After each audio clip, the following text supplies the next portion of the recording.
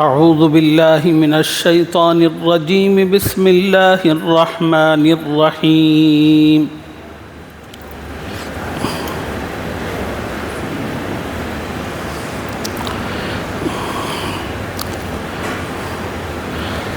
لیجزی الذین آمنوا وعملوا الصالحات اولئک لهم مغفرۃ ورزق کریم والذین سعوا فی آیاتنا معاجزین اولئک لهم عذاب من رجز علیم وَيَرَى الَّذِينَ أُوتُوا الْعِلْمَ الَّذِي أُنزِلَ إِلَيْكَ مِن رَّبِّكَ هُوَ الْحَقُّ وَيَهْدِي إِلَى صِرَاطِ الْعَزِيزِ الْحَمِيدِ صدق اللہ العظیم۔ گزشتہ سبق میں آپ حضرات کی خدمت میں قرآن پاک کی جس آیت مبارکہ کا خلاصہ عرض کیا گیا تھا، اس آیت میں اللہ رب العزت کی جانب سے یہ بات بتائی گئی تھی، قیامت دور نہیں ہے، نزدیک ہے، اور قیامت آنے والی ہے، اور قیامت کا تعلق ایک سچائی اور حقیقت کے ساتھ ہے۔ جس طرح انسان کی زندگی اور اس کی موت ایک سچ اور حقیقت ہے، اسی طرح قیامت کا آنا یہ بھی سچ اور حقیقت ہے۔ اس سلسلے میں کسی طرح کے شک و شبہ کی گنجائش نہیں ہے۔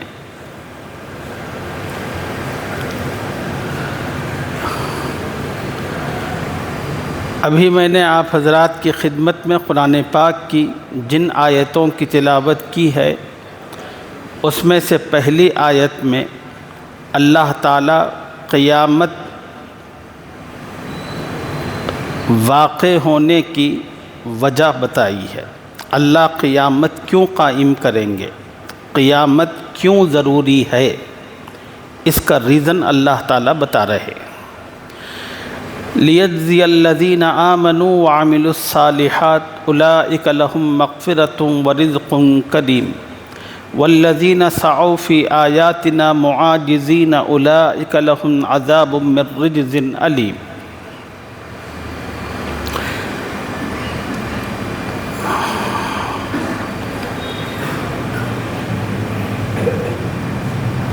یہ دنیا اللہ رب العزت نے بنائی، اس دنیا کو اللہ تعالیٰ نے بسایا، آباد فرمایا۔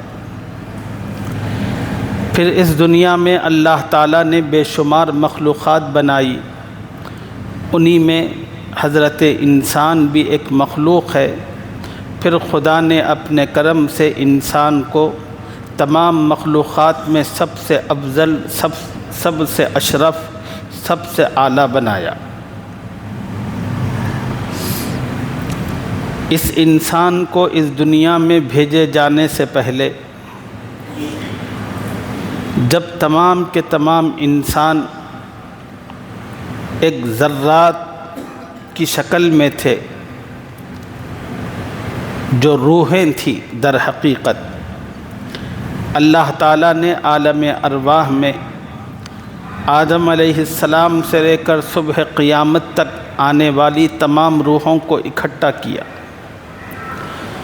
اور ان کے سامنے ایک تقریر فرمائی۔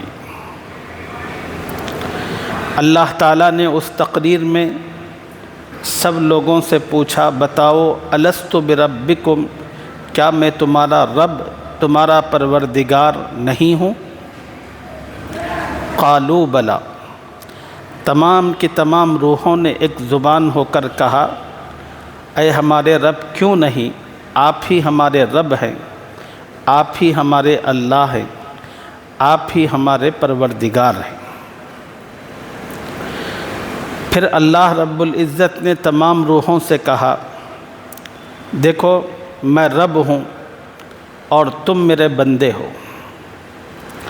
اور تم نے میری یکتائی کو، میری ربوبیت کو مان لیا ہے، اب تو تم روح ہو، لیکن میں نے ایک اور جہاں بنایا ہے جس کو دنیا کہتے ہیں، اس جہاں میں تم سب کو بھیجوں گا، ایک وقت نہیں بھیجوں گا، ہر کسی کے اس دنیا میں جانے کا ایک وقت ہم نے متعین کر رکھا ہے، جب جب جس کا ٹائم آئے گا ان سب کو میں دنیا میں بھیجوں گا۔ یاد رکھنا، جو وعدہ تم نے آج یہاں میرے سامنے کیا کہ آپ اللہ ہیں، آپ ہی رب ہیں، آپ ہی پروردگار ہیں، یہ جو وعدہ کیا ہے اس وعدے کو بھولنا مت۔ سب نے کہا کہ بالکل ٹھیک ہے۔ پھر جن جن روحوں کا اللہ نے جو وقت متعین کیا تھا، اس متعین کیے ہوئے وقت کے مطابق ان کو دنیا میں بھیجتا رہا۔ اللہ کتنے مہربان ہیں اپنے بندوں پر، اس کا اندازہ اس بات سے کرے کہ اگر اللہ اس کے بعد قیامت قائم کرتے تو بندوں کے پاس کوئی عذر باقی نہیں رہتا۔ اگر کوئی اس کا انکار کرنے والا جس کو خدا جہنم کی سزا دیتے، اللہ تو کہتے کہ بھئی میں تو عالم ارواح میں تم سب کو جمع کر کے بتایا تھا اور تم نے اقرار بھی کیا تھا، میں تمہیں وارن کرتے ہوئے کہا تھا کہ دیکھو دنیا میں جانے کے بعد بھولنا مت، بولا تھا نہیں بولا تھا؟ سب کہیں گے اب تم بھول گئے مجھ سے کیے ہوئے وعدے کو، اب بھگتو۔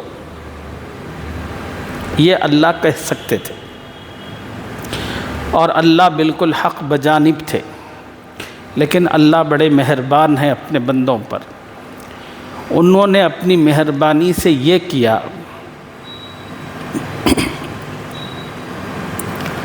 دنیا میں انسانوں کے لیے دو سلسلے قائم کیے، ایک سلسلہ نبوت و رسالت کا اور دوسرا سلسلہ آسمانی کتابوں کا۔ یہ دونوں سلسلے نبوت و رسالت اور آسمانی کتابوں کا کس کے لیے؟ انسان کے لیے۔ کیوں قائم کیا؟ اس لیے قائم کیا کہ دنیا میں انسان آیا، ایک لمبا عرصہ ہوا تھا وہ وعدہ کر کے اللہ سے، اس کو بھول گیا۔ اللہ تعالیٰ وہ وعدہ ان کو یاد دلانے کے لیے ایک طرف نبوت و رسالت بھیجی، دوسری طرف آسمانی کتابیں۔ ان آسمانی کتابوں میں بھی، ان نبیوں کے ذریعے بھی ہر دور، ہر زمانے، ہر علاقے میں موجود انسانوں کو یہی پیغام دیا گیا کہ لوگو تم سب مخلوق اللہ کے بنائے ہوئے ہو، اللہ تمہارا رب ہے، اللہ تمہارا پروردگار ہے، تمہیں اس کی سننا ہے، تمہیں اس کی ماننا ہے، اس کے مطابق تمہیں اپنے آپ کو بنانا ہے۔ جو یہ کرے گا وہ کامیاب ہوگا، جو یہ نہیں کرے گا وہ کسی بھول اور غفلت میں نہ رہے، اس کو سخت ترین سزاؤں سے، پنشمنٹ سے دوچار ہونا پڑے گا۔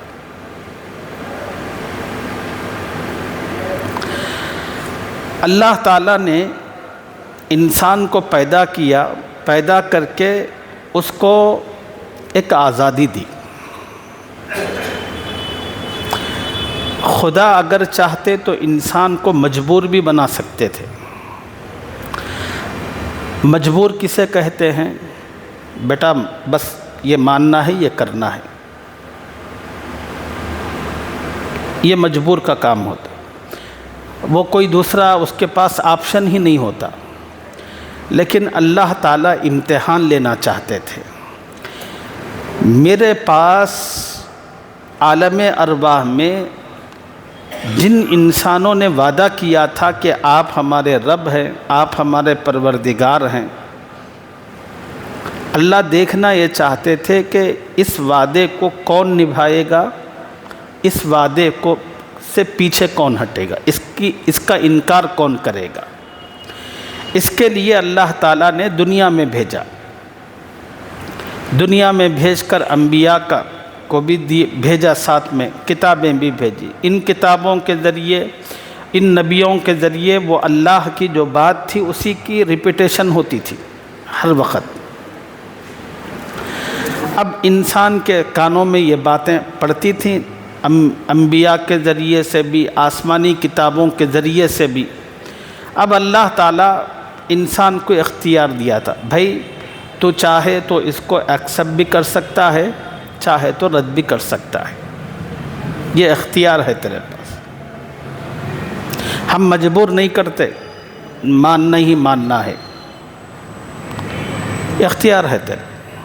اب دنیا کے اندر انسان کچھ وہ ہیں جنہوں نے انبیاء کی، قرآن کی اس دعوت پر لبیک کہا اور کہا کہ نہیں، ہمارا رب اللہ ہے، ہم اس کے بندے ہیں اور ہمیں اس کے مطابق چلنا ہے۔ دنیا میں کچھ بندے جو بھول گئے تھے وہ اس کو نہیں مانا، انہوں نے انکار کیا۔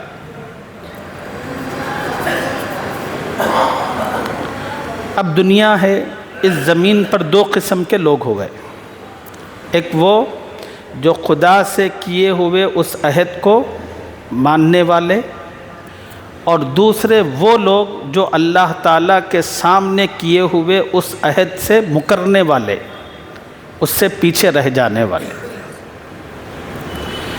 وہ دونوں بھی یہاں پر رہتے ہیں، زمین پر چلتے پھرتے ہیں، اٹھتے بیٹھتے ہیں، کاروبار بھی کرتے ہیں، کھاتے پیتے بھی ہیں، سب کچھ کرتے ہیں۔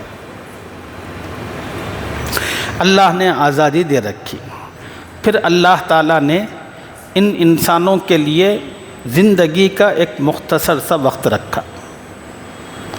نبی علیہ السلام کی تعلیم کے مطابق وہ وقت 60-70 سال کا ہے۔ یہ وقت یہ کوئی لازمی نہیں ہے، ایک میگزیمم عمر اس امت کی ہے، اس میں کسی کی جلدی بھی آ سکتی ہے، کسی کی 80 بھی پار لگ سکتی ہے، لیکن اوریج اگر آپ نکالیں گے تو نبی صلی اللہ علیہ وسلم نے جو بات بتائی وہی ہے۔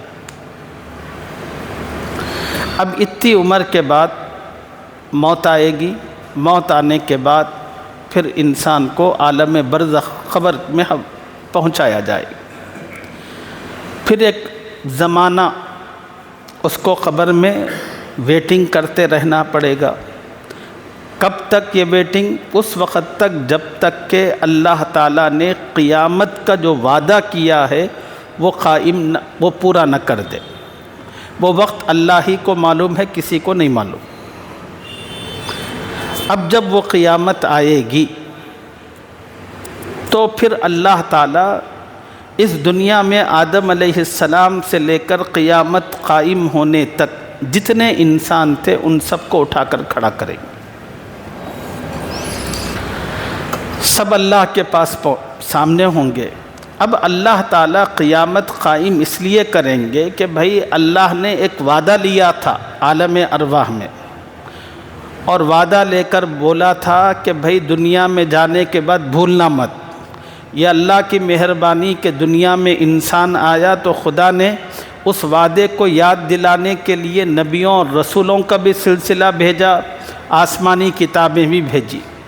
کچھ لوگ تھے غریب شریف قسم کے، انہوں نے نبیوں کی بات مانی، اور کچھ تھے جن میں مکاری کوٹ کوٹ کر بھری ہوئی تھی، پیسے مختلف چیزوں کے بدلے میں انہوں نے کہا یہ کیا ہے، ہم نہیں مانتے۔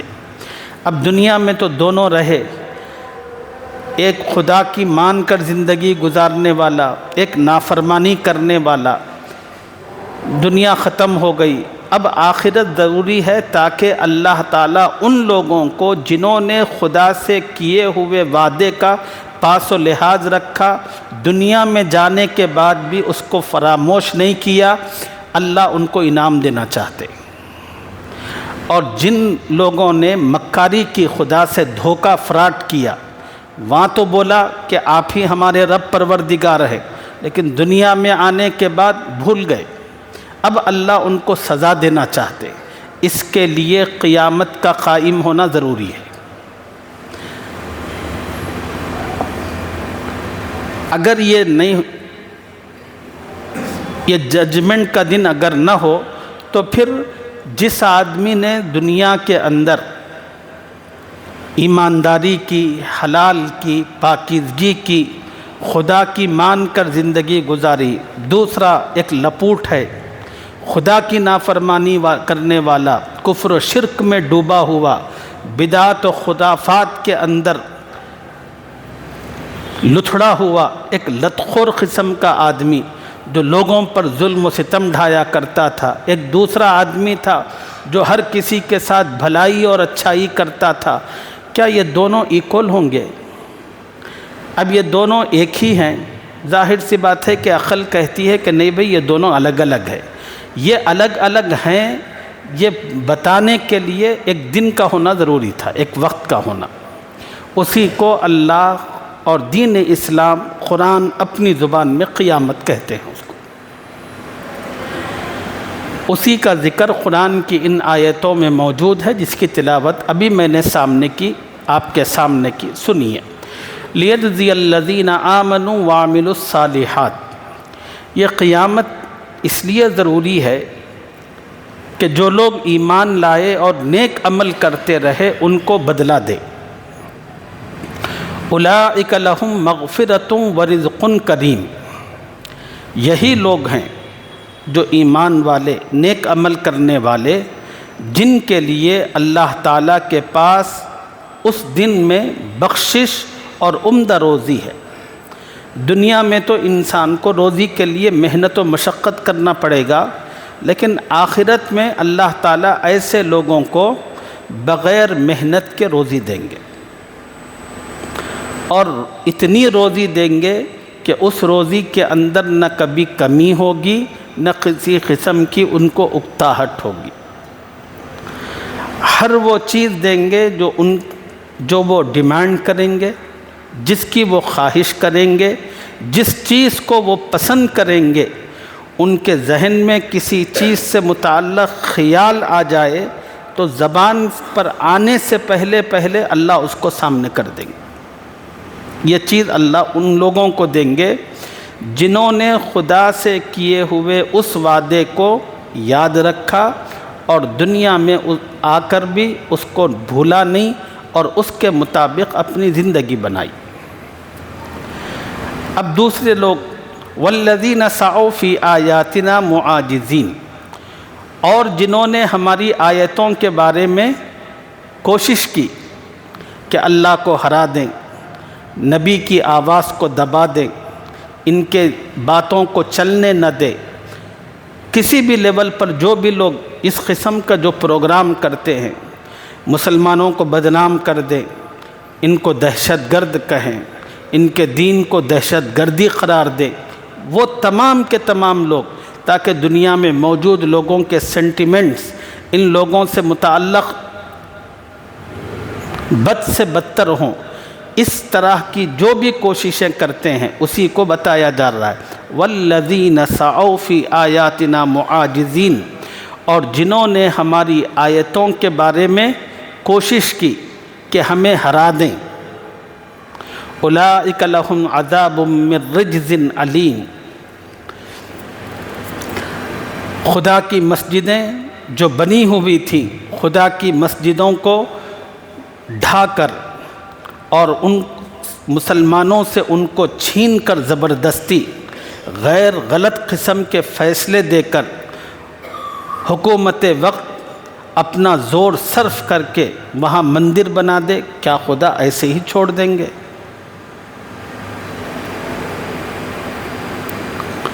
والذین سعوا فی آیاتنا معاجزین، اور جنہوں نے ہماری آیتوں کے بارے میں کوشش کی کہ ہمیں ہرا دیں، اولئک لہم عذاب من رجز علیم، ان کے لیے سخت درد دینے والا عذاب ہے۔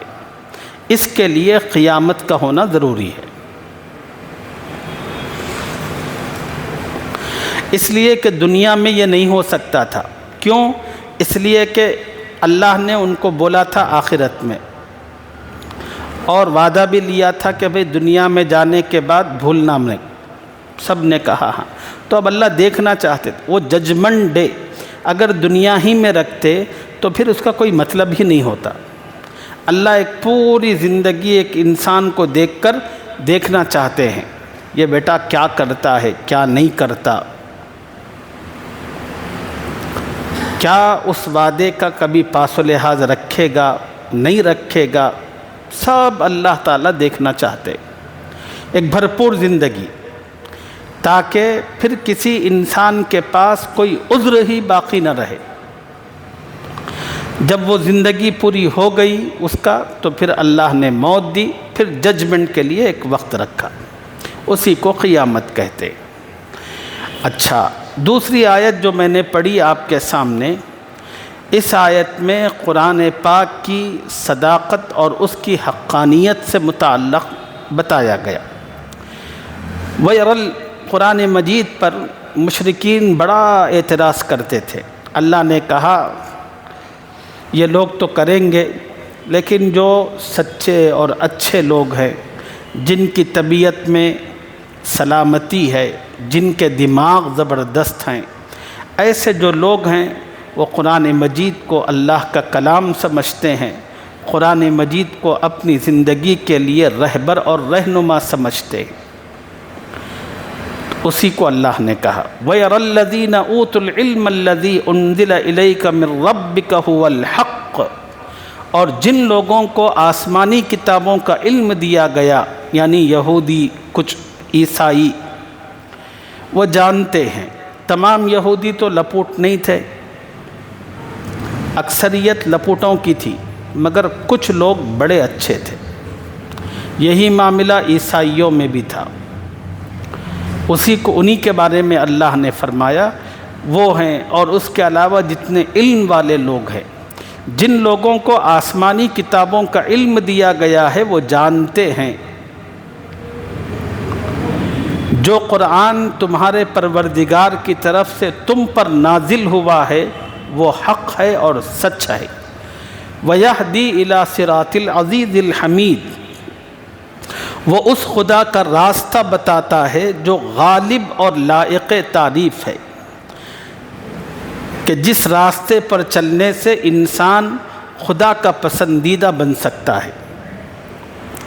اب اگلی جو آیتیں ہیں، ان آیتوں میں اسی قیامت کا جو مذاق مختلف لوگوں نے مختلف موقعوں پر جو اڑایا، جو اعتراضات کیے، اس کا تذکرہ ہے، اور پھر اس کے جوابات بھی ہیں۔ انشاءاللہ اگلے سبق میں اس کی تفصیل آپ کی خدمت میں عرض کی جائے گی۔ اللہ اپنے کرم سے مجھے اور آپ کو قرآن کا صحیح فہم اپنے کرم سے عطا فرمائے، اور جو یقین اور عقیدہ قرآن سے بتایا جاتا ہے، اللہ اس سے ہمیں مالا مال ہونے کی اور اس کے مطابق اپنی زندگیاں بنانے کی ہم سب کو توفیق عطا فرمائے۔ سبحان اللہ۔